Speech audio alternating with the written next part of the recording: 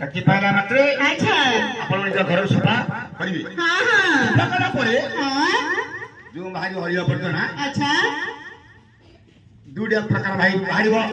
ଆଚ୍ଛା ଶୁଖିଲା ପଦାର୍ଥକୁ ହଁ ରଖିବ କୋଉଥିରେ? କହିଥିଲେ ଆମର ସରକାର ମହୋଦୟ ପ୍ରତ୍ୟେକ ମା ମସିଙ୍କର ଘରକୁ ଦୁଇ ଗୁଣ ଇଲାବନ ଡବାରେ ଧରେ ପୁଡ଼ିଆ ବୁଣିଆ ନବା ହେଲା ନଉଛନ୍ତି ପିଢିଆ ପିଡ଼ିଆ ବୁଣୁଛନ୍ତି ସେଠାରେ ପାଣି ଆଣି ପିଉଛନ୍ତି କେତେ ଲୁଗାପଟା ସଫା କରୁଛନ୍ତି ସେଟା କେତେ ରହିଯା ତା ଦେଖୁଛି ତା କହୁଛି ଦେବା ନାହିଁ ହେଲା ଶୁଖିଲା ଜିନିଷ ହେଲା ଉଦା ଜିନିଷ କୁମ୍ଭରେ ରଖିବା